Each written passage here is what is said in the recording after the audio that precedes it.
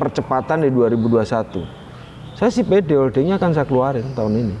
Oke. Jadi sekarang udah mulai pitching dengan underwriter. Tahun ini juga akan siapin holdingnya untuk masuk pasar. Keluar, iya. Nah nih sobat muda, nih Jadi catat ya, tunggu ya.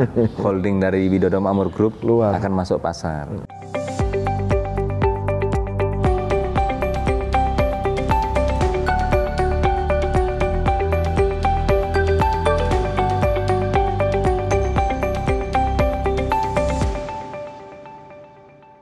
Ya, tadi udah cerita prospek, kita ngomong tahun ini growth-nya 300%, tahun depan 19, berarti kira-kira 100. 100? Ya, tahun 2022 100. Karena kita memforecast 2022 itu holding revenue-nya di 19 triliun. Oke. 19 triliun. 19 itu valuasinya kira-kira sekitar 19,5 sampai 20 triliun. Kalau saya keluar 25% berarti kira-kira sekitar 5. Kalau 30 ya 5,5 lah. 5,5. Consumer PE kira-kira di angka 12 sampai 13 itu. Jadi rupanya industri pangan itu bisa meng-create bisnis yang gede ya? Sangat Pak Arief, sangat. Kenapa? Karena boleh dibilang aku kan kerja di sektor konstruksi udah 33 tahun. Turnovernya setahun rata-rata 500. Energi itu 1.000. Pangan berapa? 1.300. Pangan lebih besar dari energi. Iya, energi itu di kita loh ya, 1.000 triliun kira-kira. Dan kalau kita ngomongin pemanasan global, ya kita tarik lagi ke belakang tadi, banyak negara yang tadinya produsen pangan karena dampak dari pemanasan global kan akan decreasing. Nah, dan di sini yang negara-negara tropis seperti Indonesia ini kan opportunity-nya tetap tinggi. Ini menambah optimisme di bisnis Pak Tum nggak untuk sangat rencana ekspansinya ke depan? Jadi itu tadi saya bilang Pak, kalau ngomong kerangka besarnya Widodo Makmur di dalam 5 tahun ke depan itu masing-masing kira-kira asetnya akan tumbuh menjadi 54 triliun 5 tahun lagi. Asetnya. Terus bottom line itu akan menjadi average kira-kira di antara 3 lah. 3 triliun. Padahal Pak Tum, kalau saya perhatikan bisnis di sektor pangan ini basisnya bukan di daerah-daerah yang dekat dengan ibu kota, kayak Jawa Barat. Mulanya dari sana, tetapi sekarang basisnya justru di daerah-daerah yang mungkin kalau orang yang nggak tahu itu daerah mana itu, Wonogiri, Gunung Kidul, itu kan dulu terkenal daerah-daerah yang miskin ya Pak, dulu banget gitu. Sekarang daerah saya Wonogiri, tapi sekarang kan sudah ekonominya growing dengan baik, daya beli baik. Nah, kenapa sih Pak kok Bapak milihnya di desa, di daerah yang jauh dari, bahkan kalau kita bicara pelabuhan di Jawa Tengah ini kan di Semarang gitu, nggak di daerah-daerah sana misalnya Kendal apa gitu. Kenapa di sini Pak? Dulu orang mikir satu masalah kebutuhan dasar ternak itu kan pakan. Pasti orang develop pelabuhan karena import. Kalau sekarang berbalik Pak Rim. Kalau saya berpikir berbalik. Karena industri pangan industri pakan ternak itu sebenarnya kan sudah self sufficient istilah saya kalau mau nanam. Kalau mau nanam ya. Sehingga basis industrinya saya bikin di sini, pelabuhannya juga nggak jauh kok Semarang dengan infrastruktur terbangun baik. Sudah penuh perhitungan ya? Iya, enggak, udah tak hitung. Saya bangun rumah potong di Wonogiri. Jarak ke pelabuhan Semarang nggak lebih dari 2 jam 22 menit. Tak ukur itu, truk bukan kita. Kalau mobilnya Pak Arief mungkin 1,5 jam, push gitu. Ke Surabaya itu 3 jam. Tinggal mau butuh kemana, ekspor, mikirnya ekspor. Sehingga saya bangun di Wonogiri itu standar internasional tuh rumah potong. Keren dong. Iya. Kenapa di pinggiran sini saya juga pengen, karena saya lahir di kampung sama kayak Pak Arief. Saya pengen menstimulus ekonomi wilayah ini. Jadi kalau di rumah potong ada saya bangun di situ itu kira-kira mengenerate revenue sekitar 2,4 sampai dengan 2,6 triliun. Dengan asumsi harga karkas per kilo sekitar 29 sampai 30. 2,5 triliun tadi. Ya, 2,5. Terus ada 3 farm broiler itu kapasitas masing-masing 2,4 juta. Berarti 66 tambah 6 kali 3 18 lah. 1,8 triliun ditambah lagi hatchery sama breeding 2 titik sekitar 600 sampai 700. Berarti sekitar 2,5 tambah 2,4. Ini akan terjadi revenue tahun depan 5 triliun. Setelah 1 tahun plus ya, operationnya. Tahun depan semua operate. Jadi ini yang RPA udah operate, breedingnya sudah done, broilernya di Wuryantoro sudah done, terus di Peraci lagi bangun 2,4 juta, Peraci 2 kira-kira 2 juta, layer di nanti pilihannya antara Wonosari, Wonogiri kira-kira 6 tahun ini di angka 1 juta, itu akan menjerit revenue lebih dari 5 triliun pada tahun depan.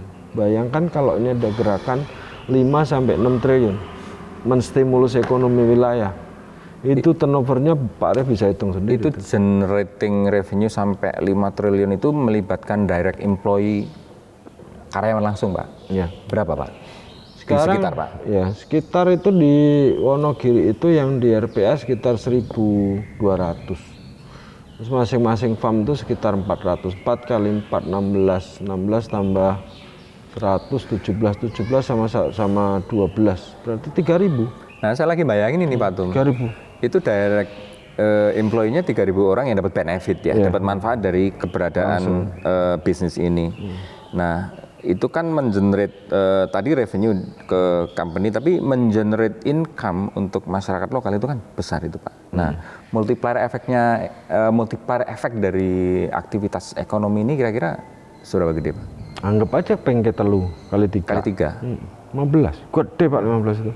Artinya Bapak ini bisnisnya relevan dengan tadi, dengan prospek apa yang terjadi di kita, di dunia dan juga di kita, tetapi juga benefitnya memberikan manfaat kepada banyak masyarakat di tempat bisnisnya ini berada gitu, beroperasi. Iya. Ya. Wah, itu surga dunia itu Pak. Amin, amin. Jadi kalau wah, aku boleh declare nggak ya? Kalau aku punya sahamnya nggak salah dong, Pak? Ya nggak salah aja, salah sih. Makanya itu kan sekarang juga kesadaran anak-anak muda juga luar biasa loh, Pak. Itu saya dengar begitu, Pak. Investornya besar sekali, di atas 20.000.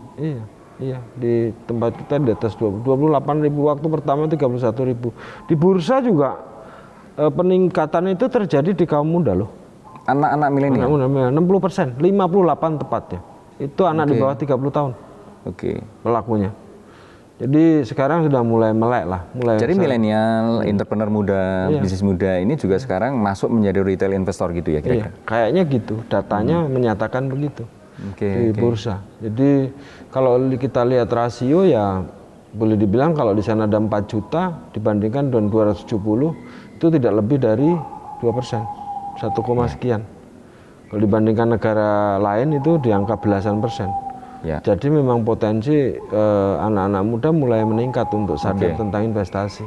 Dan mereka juga mulai sadar bahwa uangnya harus bekerja, orang lain yang mengerjakan untuk dapatkan yield yang lebih baik gitu. Kalau saya lihat pasif income. Pasif income. Tapi kan mereka mulai sadar itu semua. Tapi perlu juga yang dipahami oleh ini agak sedikit nggak tahu teknis atau gimana, yang perlu dipahami oleh teman-teman sobat muda ini, milenial ini, pebisnis muda ini, investasi saham ini kan prospeknya untuk jangka panjang. Nah, jadi bukan hit and run, tidak seperti main di Bitcoin gitu. Nah, artinya memahami karakteristik bisnisnya itu menjadi penting. Nah, dalam konteks ini Pak, karakteristik bisnis yang di sektor pangan ini, kalau kita bicara sustainability, terus kemudian kita bicara going concern ke depan, apakah yang Pak Tum bayangkan ini akan terus sustain dan secara going concern akan bisa dijaga atau gimana? Bagaimana Bapak ngelola bisnisnya sendiri supaya bisa menjawab going concern-nya bagus ini. Bukan sekedar prospek tadi karena demand-nya terus meningkat, mobilitasnya bagus gitu. Iya, makanya mengenali korporasi dan mengenali manajemen di korporasi jadi penting gitu. Itu jadi nggak usah takut juga, nggak perlu takut amat. Kenapa saya bilang Pak Arief, teman-teman angkatan muda yang masuk di di saham nggak usah takut. Yes. Karena selama fundamental company baik, jadi kalau ngelihat saham ya fundamental. Ya, kalau gampangnya baca itu adalah price to book value-nya oke enggak? Iku rada mumet iku. Nah, ini biar anak-anak ngerti gitu. Kalau lihat nah, di dalam laporan keuangan kan ada neraca tuh.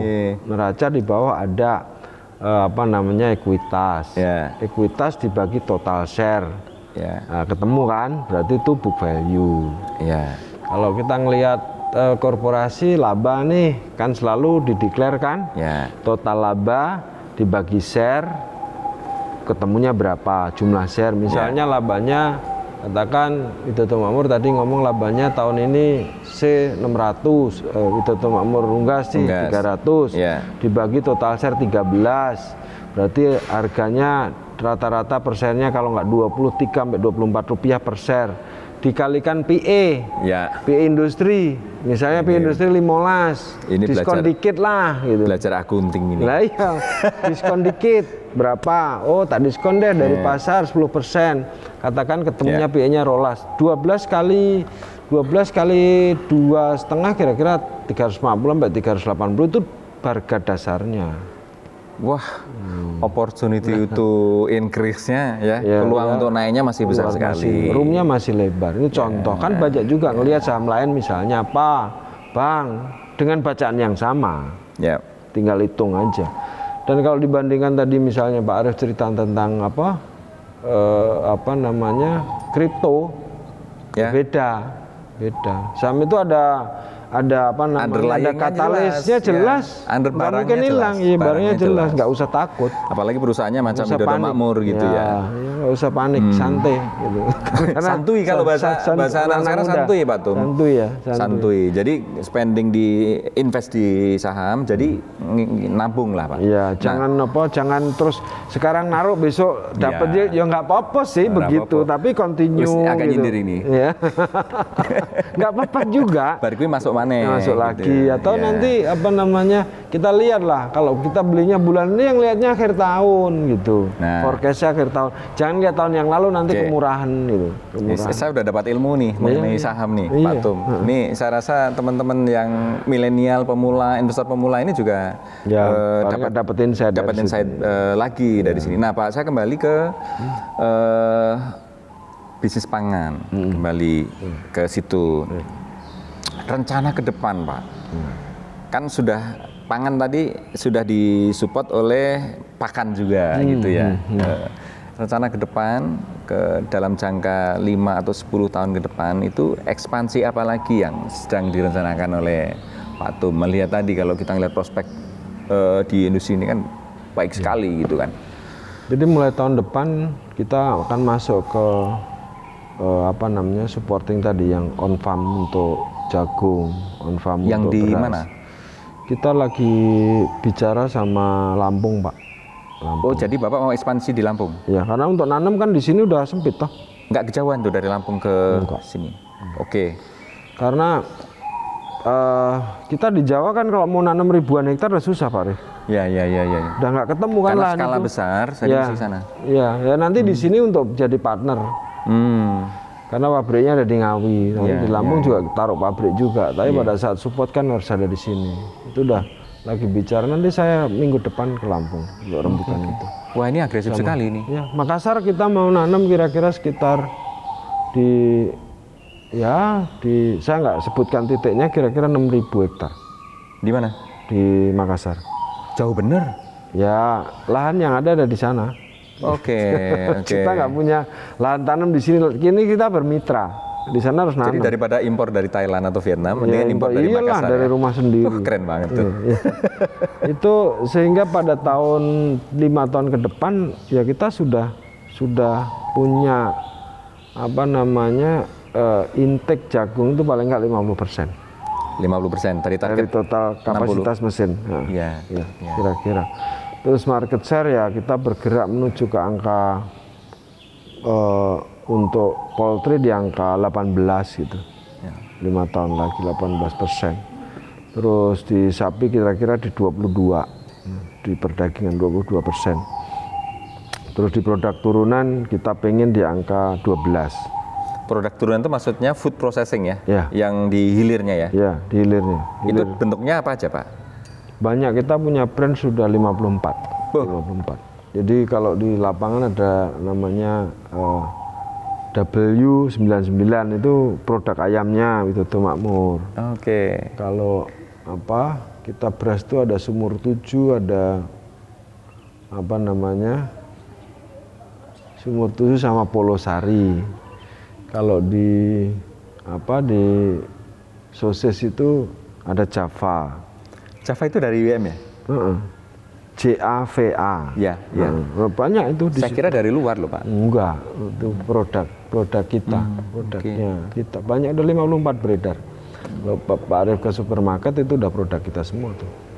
Jadi ekspansinya bukan hanya di sisi hulu, kemudian di tengah dan juga di hilirnya.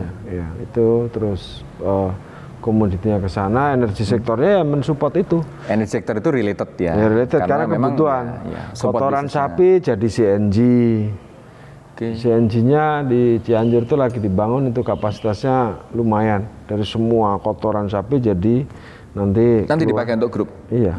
Ya dijual juga keluar kalau CNG, Pak. Oh iya. Nanti pasti kapasitasnya bisa lebih ya. Kita bangun setiap farm harus ada solar panel untuk ngidupin dirinya sendiri. Gila. Jadi itu yang jadi satu tadi impiannya buku tadi. Gitu. Artinya Pak Tum karena ekspansinya ke sana, berarti nanti mau masuk market lagi ya ke depan, berapa tahun ke depan ini? Jadi dalam 4 tahun ini kira-kira 4 company akan jadi public company lah. Apa aja itu setelah WMU? Setelah WMU holding, setelah WMP. holding WMP, nanti ke bawah di produk turunan itu ada meat processing. Oke. Yang selanjutnya komoditi. Oh jadi 4-4-nya ini nanti mau masuk market semua. Oh itu kenceng banget itu. Insya Allah.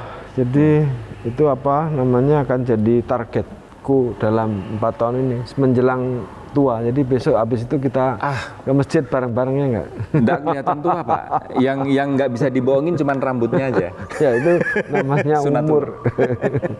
Pak Tum, ini mungkin ya selain saya ya banyak orang tanya-tanya loh, Pak. Kalau saya dari dulu kenal Pak Tum kan orang properti, orang konstruksi, orang jalan tol, orang ya kemarin kereta api, apalagi ya. Ya orang-orang teknik lah, bangkit, power industry gitu ya. Kok kemudian sukses besar di industri pangan. Nah selain melihat potensi tadi, prospek dan lain-lain, Pak, boleh nggak cerita ke sobat muda, Pak? Apa sih sebetulnya kiat-kiat dasarnya nih sebelum kita ini nih close ya, karena waktunya tinggal 3 menit kira-kira. Tapi nggak apa-apa, nanti Bapak yang punya ini kan. Nah kira-kira kiatnya apa sih Pak yang bisa jadi pelajaran buat para milenial, buat saya juga gitu kan. Sehingga kemudian ketika masuk ke sektor yang berbeda dari apa yang dia kuasai kok ternyata berhasil. Ya, satu poin Pak Arief, hidup ini nggak boleh berhenti belajar. Jadi buat teman-teman muda, jadi belajar itu nggak boleh berhenti. Sumber keahlian itu satu, saya hidup di konstruksi, tapi kenapa tadi bisa ngelola pangan? Karena membaca juga harus nggak boleh berhenti. Selama kehidupan ini berputar, belajarlah sebanyak-banyaknya. Ya. Itu penting buat kita. Yang kedua, berani mengeksekusi. Rahasia sukses untuk ini berani mengeksekusi itu mudah diomongin Pak. Ya. Ini rahasia supaya berani eksekusi itu apa? Untuk berani eksekusi itu latihan dari hal yang kecil. Misalnya nih, kalau orang sudah melakukan sesuatu, katakan dulu saya contoh langsung aja ya. Dulu waktu saya belajar dagang sapi itu pernah gagal juga. Tahun 2000-an 2 gitu. Itu ketika masih di PP ya? Masih di PP, masih muda lah. 2022 saya baru umur 37 lah. 37. Itu gagal gitu ya, bukan gagal, down. Nah, pada saat down itu orang nggak boleh berhenti. Kenapa? Karena pelajarannya sampai tuh. Begitu berhenti, artinya pelajaran dari 0 sampai ujung itu habis, tamat dah. Nggak boleh. Nggak boleh. Harus berani. Satu, jangan takut gagal ya. Jangan takut gagal itu bagian dari pelajaran yang udah rampung. Jangan sampai mundur gitu. diulangin lagi karena Ya. papernya rampung nih. Kalau udah tugas akhir sidangnya nggak lulus, jangan terus mandek ganti judul, nggak bisa. Ya. Loh, ini judul udah dari bab 1 sampai bab 6 sidang atau sampai bab 10 sidang. Ya. Sidangnya fail. Kan bukan 10-10-nya itu gagal di dalam sidang. Sidangnya aja. Sidangnya aja gagal. Mungkin satu bab kita nggak nguasai gitu, mengakibatkan gagal. Sehingga pelajaran yang 9 bab selesai, ulangin dong yang 10 bab 10. Oke. Karena pas ditanya dosen kan kita lupa, bisa aja kan. Ya. Itu contoh kasusnya. Sama, itu dagang juga sama begitu. Ya. Jadi jangan sampai pada saat fail itu terus mundur. Ya. Ngulangin lagi, Pak nanti caranya cari modal gimana? Oh, selalu pertanyaan itu modal orang itu. Jadi Padahal tidak hanya itu ya? Gampang sebenarnya, modal itu enggak. Modal itu akibat, sorry. Jadi buah pikiran kita apa? Ide. Habis itu modalnya akan ikut. Oke. Sekarang coba lihat misalnya, pemerintah itu nyiapkan yang namanya kredit UKM, bunganya murah. Sekarang nih, zaman saya muda mana ada Pak Arif, nggak ada. Ya. 2, Sekarang macam-macam kok Pak, kur segala macam. kur, murah. Departemen Koperasi ngasih free, paling cuma ganti uang administrasi kalau nggak salah, lebar. Terus apa lagi misalnya, Ya. komersial bank, gampang. Jadi negara itu memberi fasilitas banyak, dana bergulir BUMN, Ya. malah 0 itu. Ya ada administrasinya sih. Oke. Sehingga kalau ini teman-teman muda kasih untuk pelajarannya. Bank itu untuk mensiasati nggak susah kok, gampang. Apa caranya? Kalau punya uang 1.000, hari ini masukin, besok tarik, masukin lagi, tarik lagi, kirim dari Pak Arif, kirim dari teman-teman yang lain, itu dikira putarannya ada gitu. Ya. Nah, bank itu kan ada kadang juga perlu disiasati. Itu banyak hal yang bisa kita buat. Jangan ngomong modal lah, modal itu banyak negara memfasilitasi. Kredit tanpa guna aja banyak. Waktu saya muda mana ada? Ya. Satu waktu muda itu minjem sertifikat aja, tak pinjemin, tak gadein cuma laku 6 juta, itu aja boleh ngumpetin sertifikatnya paman saya. Sip. Jadi tadi belajar terus, kemudian jangan takut eksekusi. Ada lagi? Apa lagi? Habis itu fokus. Oke. Fokus. Kalau fokus? Ya, satu item belum rampung, jangan masuk bab berikutnya. Nggak boleh. Kadang-kadang orang kalau terus langsung banyak hal dimauin. Oke. Nanti kalau lag cash flow gelagapan. Nggak boleh. Setelah firm dan ada excess cash, barulah masuk ke yang lain. Jangan sampai cash flow-nya mepet, lari kemana-mana gitu. Nggak boleh. Gitu. Ya. Jadi itu mau size kecil, size gede sama. Sama aja. Prinsipnya tiga prinsipnya itu. sama. Kenapa? Karena kalau sampai cash flow-nya lag, itu orang banyak yang frustasi nanti itu. Makanya jangan coba-coba lari kemana-mana sebelum punya ekses gitu. Utangnya nggak kebayar kalau iya. Banyak hal nanti terus pada nangis gitu, nggak boleh. Jadi ada sisa. Kalau ada sisa jangan terus pengen beli branded gitu, beli kaosnya keren, ini yang branded. Udah nggak musim sekarang. Udah nggak musim. Ternyata jadi lokal konten itu perlu, kaosnya ini juga keren, ini nggak keren ini. Ternyata bacaan Pak Atum tentang prospek di pangan tadi kemudian diterjemahkan ke dalam bisnis yang tepat dengan cara mengeksekusi dengan cara yang benar, itu membawa benefit ini yang luar biasa buat ekonomi, buat masyarakat dan buat perusahaan, buat seluruh yang terlibat di situ. Nah Pak, ini sebelum saya akhiri, Sobat Muda, ini saya punya satu pertanyaan lagi. Mungkin 1 menit aja, pendek aja. Satu hal yang Pak Tum pikirkan masih belum kesampaian terkait dengan grup Bapak ini, Bapak. Saya sih ilmu yang saya miliki ini mau saya pengen tularin ke teman-teman muda, Pak Arif. Oke. Jadi ini kompleks ini kalau Pak Arif pernah ke sini, ini memang tempat latihan untuk anak-anak muda supaya menghasilkan sesuatu. Oke. Jadi tadi bisnisnya Widodo Makmur itu nggak akan dikerjakan sendiri. Semua teman-teman muda boleh gabung di sini. Di sini ada yang mimpin, boleh ikutan bertani jagung, boleh ikutan jadi distribusi channelnya produknya Widodo Makmur. Ini semacam inkubasi bisnis gitu ya? Iya. Oke. Dan itu bukannya baru mulai, tapi sekarang semua udah ada ikutannya. Silahkan aja ikut semua. Semua ikut boleh. Dan itu besar. Bagian dari member Widodo Makmur, kita orkestrasi sama-sama industri tadi untuk kita bisa tumbuh bersama. Jadi orang kuat itu kalau kita melakukan sesuatu bareng-bareng. Oke, jadi seperti mengembangkan model bisnis dan relasi bisnis yang baru ya? Iya. Bisnis network yang baru kira-kira? Kira-kira. Wah, luar biasa. Ya, silakan yuk bareng-bareng, siapa aja boleh ikutan. Jadi semua orang muda boleh ikutan di sini.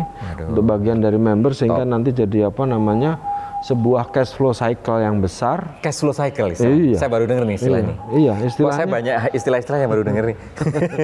Lah kalau kita jalan bareng orkestrasi sama-sama, tadi uangnya berputar di dalamnya, kita ikut, terus pada saat gulungan itu menjadi ekses, ada cash flow yang besar. Kalau orang pegang cash flow itu, cycle-nya gede, kita mau ngapain aja bisa, Pak Re. Multiplier efeknya jadi luar biasa ya. Coba bayangin misalnya anggota nanti semua orang muda Widodo Makmur punya gitu ya, cash flow yang gede, terus kita punya sama-sama di dalamnya. Mau akuisisi perusahaan bisa nggak? Bisa. Waduh. Bisa. Mau akuisisi kemana-mana bisa, mau bekel apa aja bisa loh. Iya. Misalnya memberku nanti teman-teman di sini gabung nih yang anak-anak muda bareng kita sama-sama, nggak usah pada cakar-cakar, pasarnya gede banget. Ngapain sih tarik-tarikan cakar? Bentuk cash flow cycle yang raksasa. Cash flow cycle yang gede. Ya. Yuk bareng-bareng yuk. Nih koperasi kita pada patungan nih. Berapa Pak? Nggak usah banyak-banyak lah, 500.000. Kalau kalikan 10 juta berapa Pak? 5 triliun bos. Ini cocok sama omongan presiden kemarin loh Pak. 5 triliun. Cocok Kalau 5 triliun saya mau acquire apa aja. Iya Pak. Bisa Pak, top member. Betul. Jadi itu medeni. Jadi provider dari luar nggak perlu bermain dengan kita punya sendiri. Kita punya sendiri. Waduh, cocok banget. Kalau ngomong bareng gitu, kalau semua itu kebersamaan terbangun, pasti semua bisa dilakukan. Secara filosofis itu aku banget Pak. Iya, ayo jalan. Pelan-pelan lah, tapi pelan-pelan tapi nggak boleh lama. Pelan-pelan tapi nggak boleh lama. Jadi nanti ada di sini namanya Mas Purwanto itu yang mengorkestrasi di sini. Oke. Ada nanti di sini ada, timnya ada, tim keuangannya ada, semuanya ada. Saya pengen semua yang nyupot jagung nanti dari orang-orang muda yang nanam 2 hektaran gitu. Iya. Terus punya laba setahun 6 bulan 150 juta, gimana apa enggak? Wah. Aku dulu waktu muda aja punya tabungan 100 juta aja, umur 29 udah lunjak-lunjak. Apa tau lunjak-lunjak Pak? Itu happy banget lah. Bukan lunjak-lunjak harga saham ya? Bukan. Lunjak harga saham itu orang-orang muda. Wah Pak Tum ini saya ngobrol lebih dari setengah jam ya, hampir 40 menit kira-kira ya. Dengan Pak Tum ini saya banyak dapat pelajaran ini, luar biasa. Ya, sama-sama, inspiring Pak. Men-charge kembali baterai saya gitu. Oke. Makasih ya Pak ya. Sama-sama Pak Arif. Sehat terus, sukses ya. Sukses, yang penting kita sama-sama sehat. Mudah-mudahan Widodo Makmur Group makin maju. Amin. Nanti kita ngobrol di kesempatan berikutnya. Ya. Baik, sobat muda. Makasih ya Pak. Ya. Baik sobat muda, obrolan saya dengan Pak Tum tadi memberikan pencerahan yang luar biasa buat saya dan tentu mudah-mudahan buat Anda semua. Salam sukses. Sukses terus. Sukses terus.